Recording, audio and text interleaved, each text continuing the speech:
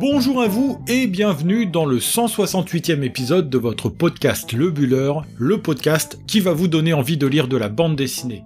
Le Buller vous propose toutes les 2 semaines de retrouver en une vingtaine de minutes 7 albums de bande dessinée qui viennent de sortir en librairie et que je prendrai le soin de vous présenter. Une première partie où je vous parlerai de mon gros coup de cœur du moment et une seconde où je reviendrai sur 6 autres albums qui ont retenu mon attention et sur lesquels vous pouvez aussi vous précipiter.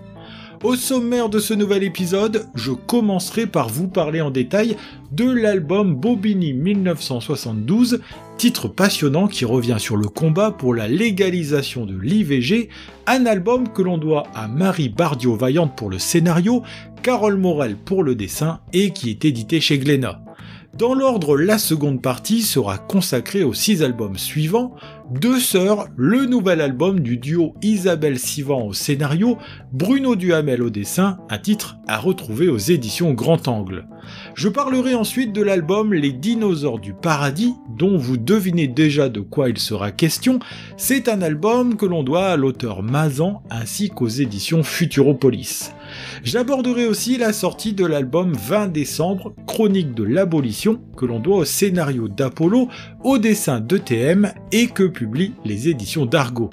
Ensuite, je vous parlerai du 5e et dernier tome de Saint-Elme, un titre baptisé Les Thermopyles, que l'on doit au scénario de Serge Lehmann, au dessin de Frédéric Peters et aux éditions Delcourt. Je vous présenterai une histoire originale, celle de L'Expert, album que l'on doit à l'autrice d'origine allemande Jennifer Daniel, ainsi qu'aux éditions Casterman. Enfin, je terminerai par la réédition du superbe album La Bombe, dans une version collector où chaque planche a été retravaillée. Pour rappel, c'est un titre que l'on doit au scénario de Didier Alcante et Laurent-Frédéric Bollet, au dessin de Denis Rodier, et qui est publié chez Glénat dans la collection Millefeuille. 6 albums qui, comme vous l'aurez compris, sont des titres de grande qualité que j'ai adoré découvrir. Voilà pour le sommaire de cet épisode copieux, un épisode que vous pouvez prolonger sur Instagram en découvrant en images ces différents titres, mais vous en découvrirez bien d'autres encore qui ne seront pas présentés ici. Sachez que si vous nous écoutez depuis Spotify, vous pouvez vous précipiter sur l'application pour vous abonner si ce n'est pas déjà fait, mais aussi voter pour votre album préféré parmi les 7 présentés ici. Il me reste à vous souhaiter une très bonne écoute, de belles découvertes et je l'espère aussi, de très bonnes futures lectures. Dans l'épisode de cette quinzaine, je vous propose de revenir sur un procès historique, un procès qui a défrayé la chronique et qui a ouvert le débat, un procès qui va se dérouler à Bobigny en 1972, donnant au passage le titre à cet album. Au départ, c'est une jeune femme que le tribunal se permet de juger, une jeune femme de 16 ans, une certaine Marie-Claire Chevalier, à qui l'on reproche d'avoir avorté dans une société qui vient à peine de rendre légale la contraception et qui culpabilise les femmes dès lors qu'elles réclament un peu de liberté. Le contexte est important car il sert de toile de fond à cet album. Ce contexte est d'ailleurs abordé de manière plus ou moins explicite. Nous sommes alors dans une France qui est en train de changer, mais dont certains membres freinent des 4 fers pour éviter ces mutations.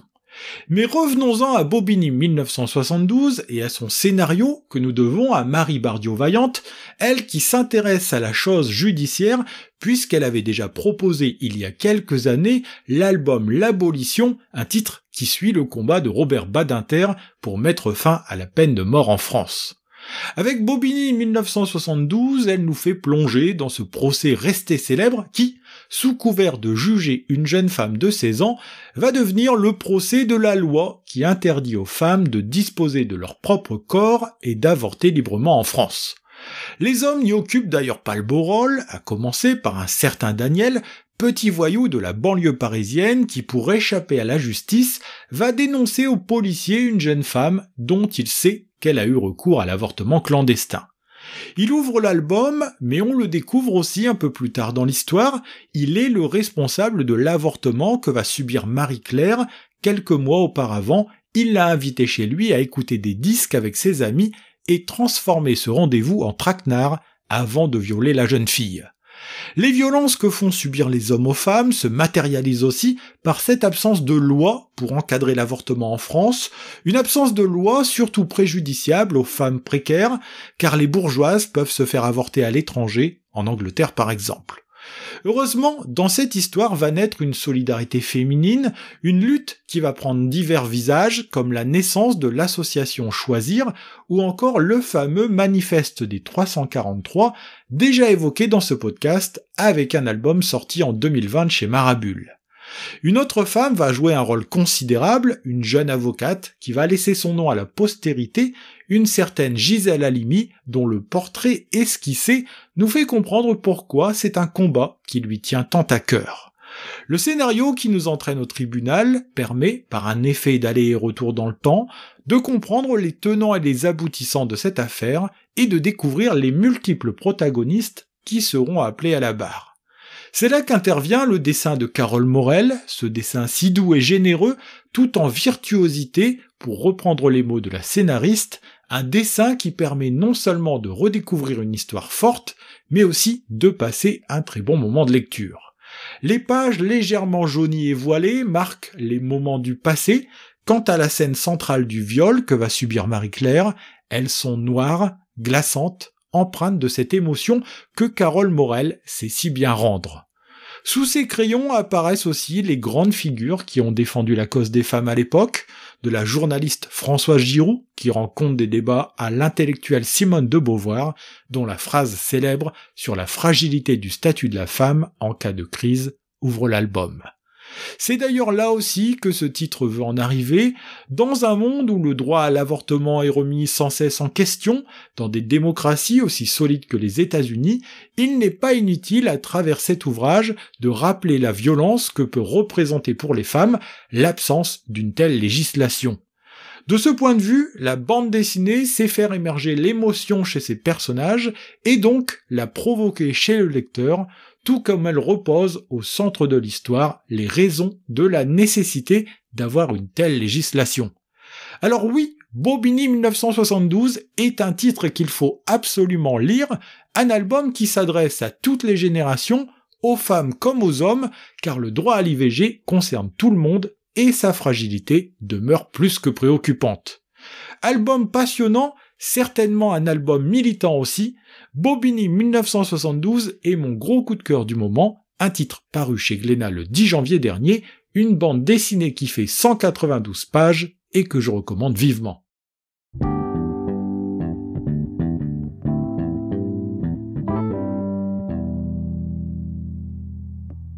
Deuxième partie de ce podcast dans laquelle je vous propose de découvrir plus brièvement 6 albums sortis ces dernières semaines en librairie.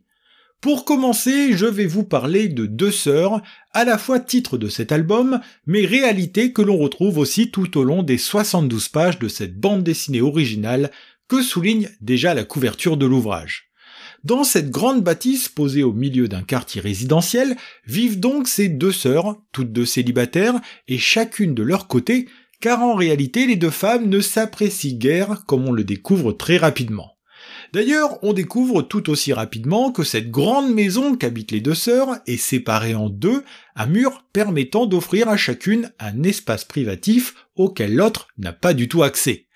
À gauche vit la blonde Lise, femme de son temps qui travaille dans la finance et conseille ses amis sur les placements financiers à faire, femme qui aime entretenir son jardin et se tourne vers la méditation zen. À droite, cheveux longs et lunettes sur le nez, on retrouve Camille, elle est le contraire de sa sœur, enseignante, elle a un côté baba cool, joue de la musique et possède un chat qui répond au doux nom de Nefertiti.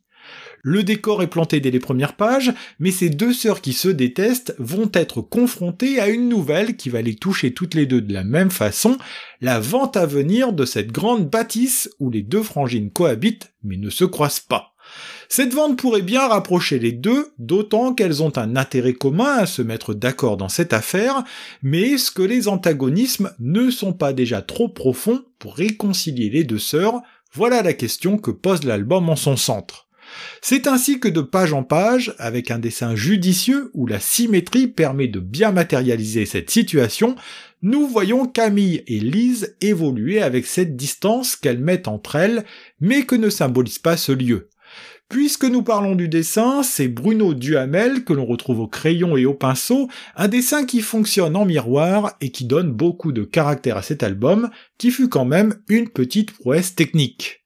Comme sur Le Voyage d'Abel, réédité en 2020, c'est Isabelle Sivan qui lui a taillé ce scénario, un scénario simple et efficace pour une histoire dans laquelle nombre de lectrices et de lecteurs pourront se retrouver. Deux sœurs est un titre qui est aussi édité chez Grand Angle, comme pour la collaboration précédente des deux artistes, un album sorti le 17 janvier dernier et que je vous conseille vivement. C'est un voyage passionnant dans l'univers de la paléontologie que nous invite à faire Mazan dans son nouvel album paru chez Futuropolis et baptisé Les dinosaures du paradis, sous-titré Naissance d'une aventure paléontologique. Plus jeune, Mazan vouait une véritable passion pour cette science, qu'a mis en lumière il y a quelques années le film Jurassic Park, une passion qui l'a rattrapé pas très loin d'Angoulême, comme un signe que bande dessinée et exhumation de dinosaures allaient se mélanger dans son nouveau projet.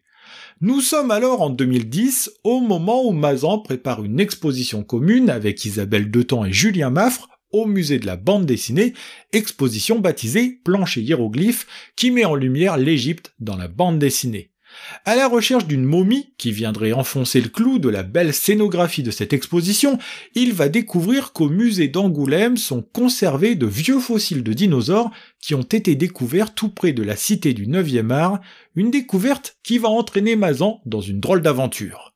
D'une prospection qui débute à Angeac-Charente, cette aventure va entraîner notre auteur jusque dans les forêts du Laos pour un voyage qu'il nous raconte ici en 224 pages d'un ouvrage passionnant.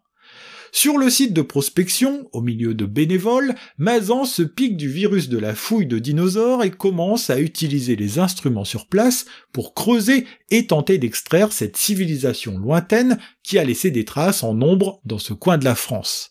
S'adressant à un large public n'y connaissant pas grand-chose à la paléontologie, ni même à l'histoire des dinosaures, il prend le temps d'expliquer les différentes ères qui nous ont succédé, ainsi que la façon dont ces grosses bêtes sont devenues avec le temps des fossiles que nos contemporains viennent déterrer pour comprendre comment ils ont vécu et comment ils ont fini par disparaître.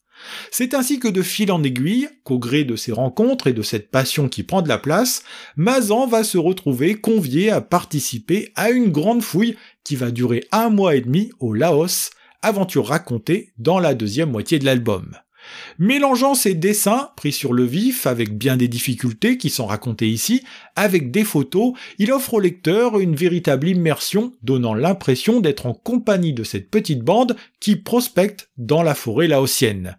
Voyage dans le temps, dans l'espace et aventure humaine au contact de civilisations éloignées, Les dinosaures du paradis est un titre qui parle autant de ces lointains habitants de la Terre que des civilisations qui la peuplent aujourd'hui.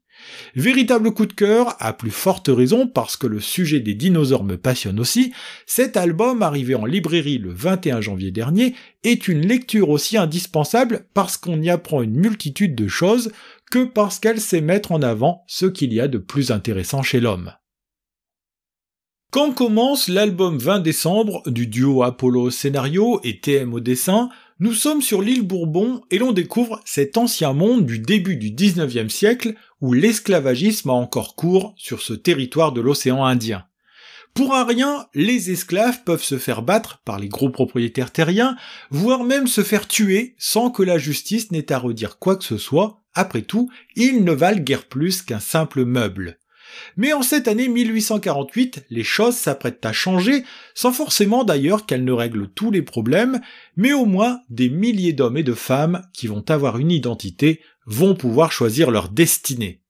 20 décembre est un titre qui fait référence à une date malheureusement trop méconnue en France, celle du 20 décembre 1848 qui voit la naissance de l'île de la Réunion, le nouveau nom que porte l'ancienne île Bourbon. 20 décembre, c'est aussi le nom symbolique qu'aurait aimé porter Edmond, le héros de notre histoire, jeune esclave qui vit chez le propriétaire Bélier, un propriétaire bienveillant et paternaliste, mais pas au point de l'affranchir ni de l'instruire. Edmond Albius est un homme qui a réellement existé et autour de qui le duo d'auteurs brode une histoire qui fait aussi intervenir des personnages fictifs, histoire tout en nuances qui nous raconte le passage d'un état à un autre, celui d'esclave à celui d'homme libre.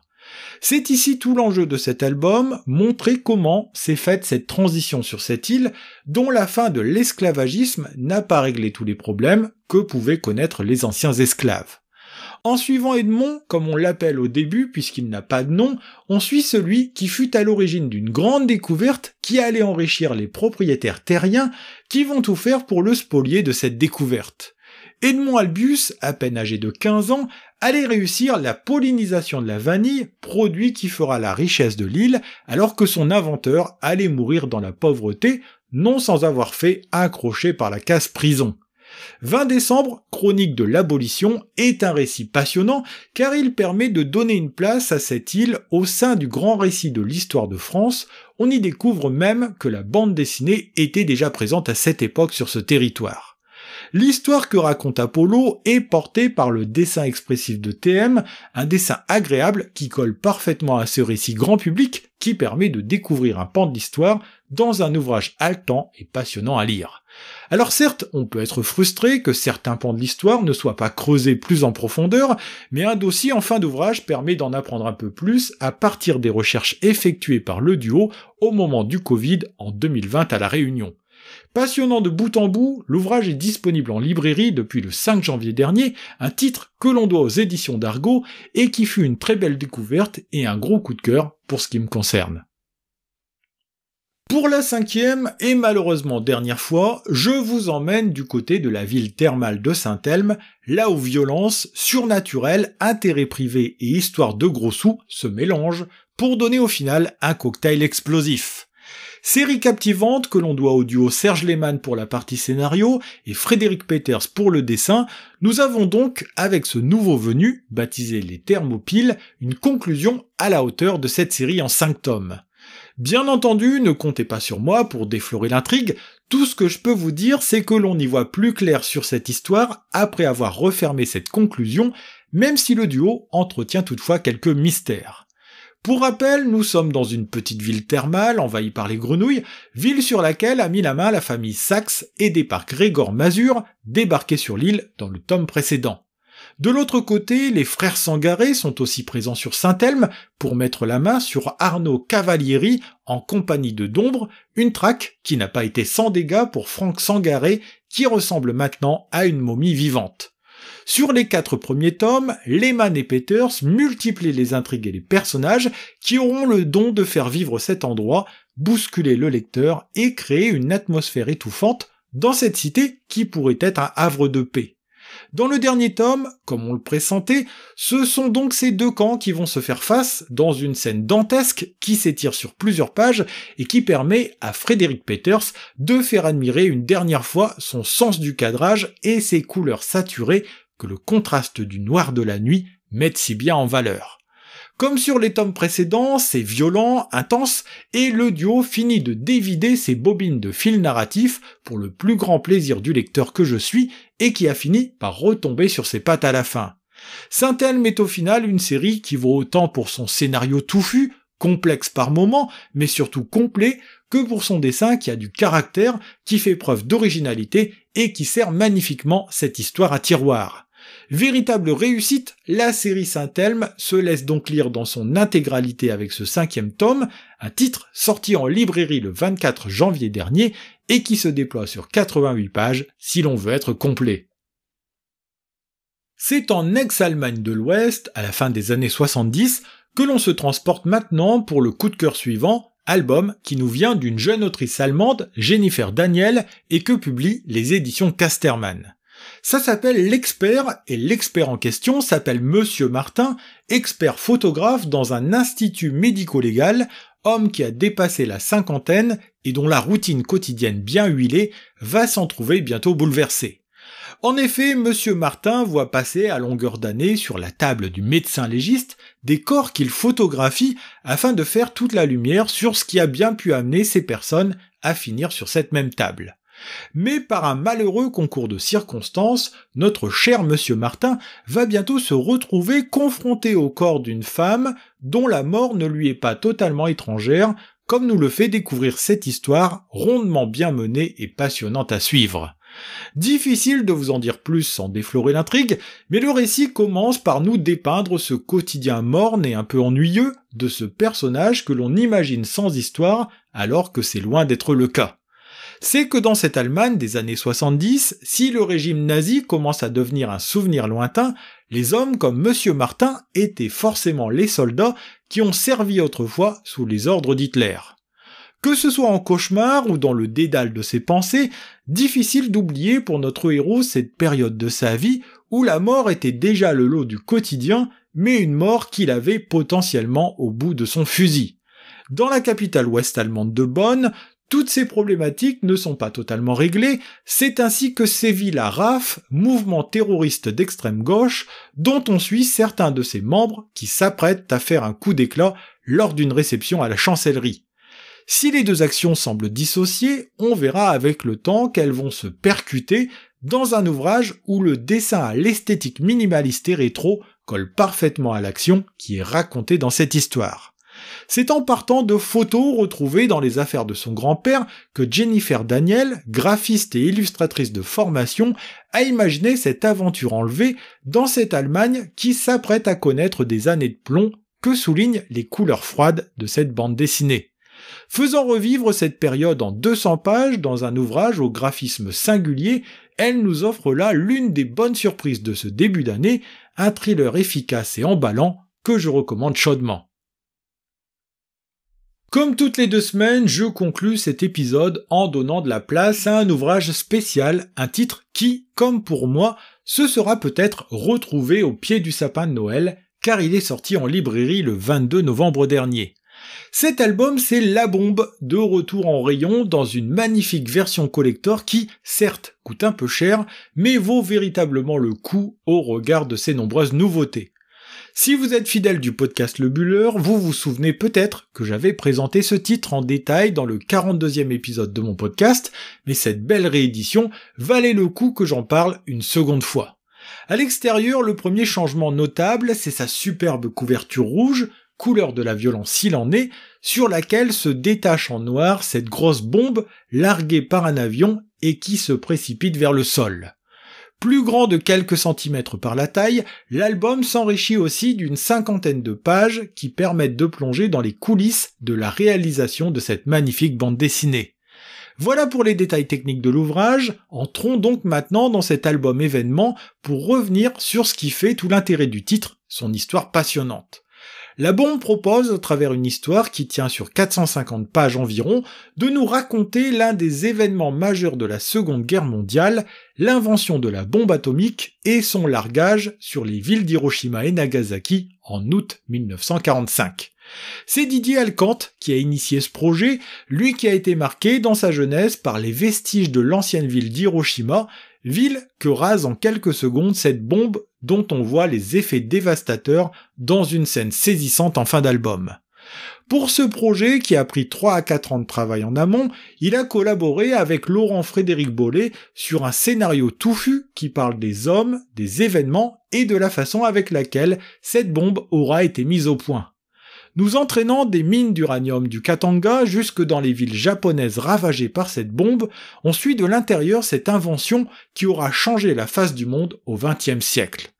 Côté dessin, c'est Denis Rodier qui s'est attaqué à ce projet titanesque, un dessin totalement retravaillé d'ailleurs pour cette édition, puisque le noir et blanc d'origine est ici relevé par un niveau de gris qui apporte profondeur et relief à cette histoire.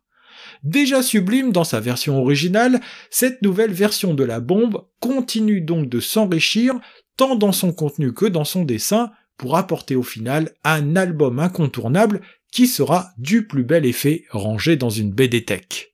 Superbe ouvrage paru dans la collection Millefeuille des éditions Glénat, La Bombe est un pur chef-d'œuvre du 9e art et vous l'aurez compris, qu'importe son édition, voilà un titre que je recommande plus que chaudement. Ainsi se termine ce 168e épisode de votre podcast Le Buller, un épisode consacré dans sa première partie à l'album Bobigny 1972, un titre que l'on doit au duo féminin Marie Bardiot-Vaillante pour le scénario, Carole Morel pour le dessin et qui est édité chez Glénat. J'ai comme toujours pris plaisir à vous préparer et à vous présenter cet épisode, j'en profite pour remercier au passage les différentes maisons d'édition qui m'aident grandement dans cette tâche. Pour que puisse continuer d'exister ce podcast, n'hésitez pas à vous abonner, à laisser une note sur les plateformes de podcast ou encore à en parler autour de vous pour le faire connaître. Le Buller en images, c'est sur Instagram que ça se passe, sur le compte lebuller.podcast. Vous y retrouverez la présentation des 7 albums évoqués aujourd'hui, mais aussi d'autres titres sortis récemment en librairie. C'est aussi le lieu idéal pour me contacter et interagir avec moi, et en attendant de vous retrouver le lundi 12 février prochain, je vous souhaite de très bonnes semaines, mais aussi de très bonnes lectures.